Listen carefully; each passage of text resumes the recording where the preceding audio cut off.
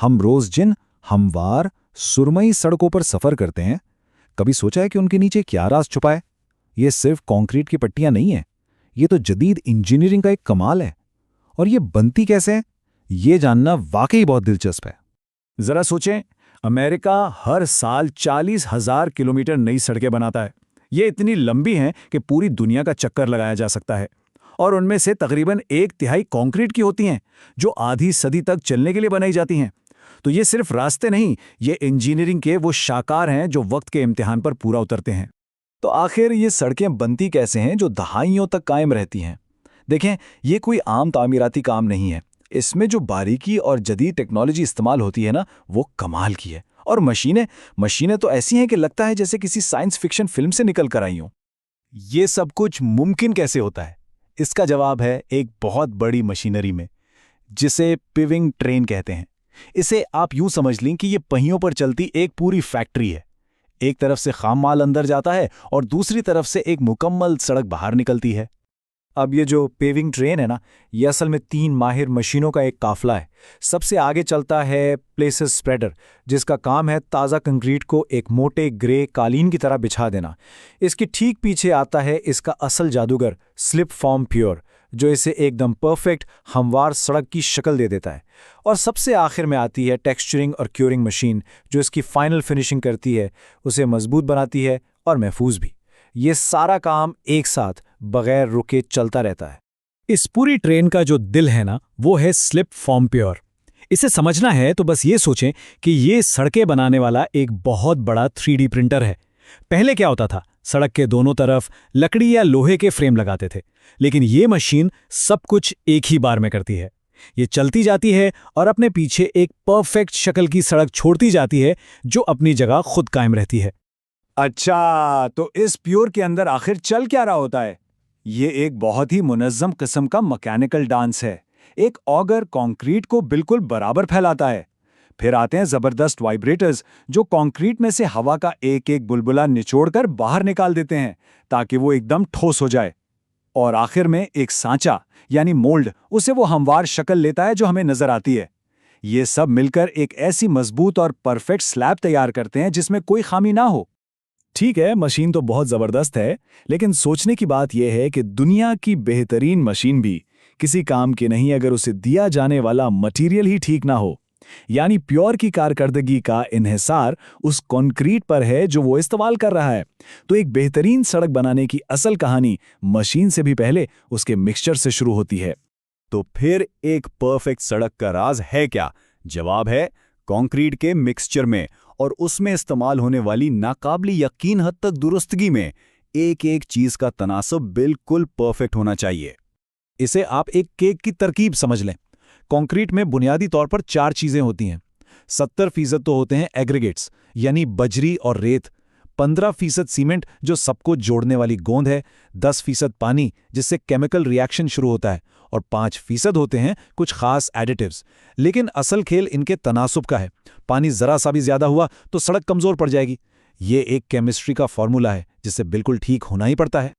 अब इतनी परफेक्शन इंसान के हाथ से मुमकिन ही नहीं, इसीलिए वो पुराने जमाने गए जब अंदाजे से और हाथ से मिक्सिंग होती थी। आजकल ये सारा काम खुदकार बैचिंग प्लांट्स करते हैं। ये असल में कंप्यूटर से चलने वाली फैक्ट्रियां हैं जो हर बैच को इंतहाई बारीक बीनी से तैयार करती हैं। लेकिन एक परफेक्ट मिक्सचर बनाने के रास्ते में कई दुश्मन भी खड़े हैं।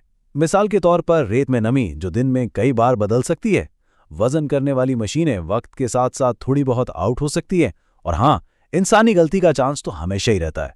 जदीद टेक्नोलॉजी का काम यही है कि इन तमाम मसलों को जड़ से खत्म कर दे। तो ये होता कैसे है? इस पूरे प्लांट में लगे सेंसर्स इसके आसाबी निज़ाम यानी नर्वस सिस्टम की तरह काम करते हैं।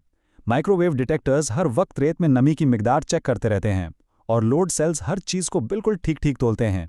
ये सारा डेटा सीधा एक सेंट्रल कंप्यूटर में जाता है, जो फौरन हिसाब लगाकर पानी और बाकी चीज़ों की मिकदार को एडजस्ट करता है, ताकि हर बार बनने वाला मिक्सचर 1% भी मुख्तलिफ ना हो। ये सिस्टम कितना एक्यूरेट है उसका अंदाजा इस बात से लगाएं कि जो लोड सेल्स वजन करते हैं उनकी दुरुस्तगी है ±0.1%। ये इतना परफेक्ट है कि जैसे हजारों किलो के ढेर में से एक चुटकी नमक कम या ज्यादा हो तो ये उसे भी पकड़ ले। यही वो बारीक बीनी है जो यकीनी बनाती है कि सड़क अपनी 50 साला जिंदगी पूरी करेगी। चलें जी, तो हमारे पास एक जबरदस्त मशीन भी आ गई और एक परफेक्ट मिक्सचर भी तैयार हो गया। लेकिन अब एक और बड़ा सवाल, इस भारी भरकम मशीन को मीलों तक बिल्कुल सीधा कैसे चलाया जाए? यहां टेक्नोलॉजी एक और बड़ा कदम आगे बढ़ाती है। अब हम तारों और धागों के जमाने से निकलकर सैटेलाइट के दौर में आ गए हैं। पहले मजदूरों को सड़क के पूरे रास्ते पर सैकड़ों खूंटे लगाने पड़ते थे। फिर उनके बीच में एक धागा या तार बांधना पड़ता था, जिसे स्ट्रिंग लाइन कहते थे। ये बहुत मेहनत वाला, सुस्त और गलतियों से भरा काम था। लेकिन आज है स्ट्रिंगलेस टेक्नोलॉजी का दौर। अब कोई तार नहीं, कोई धागा नहीं।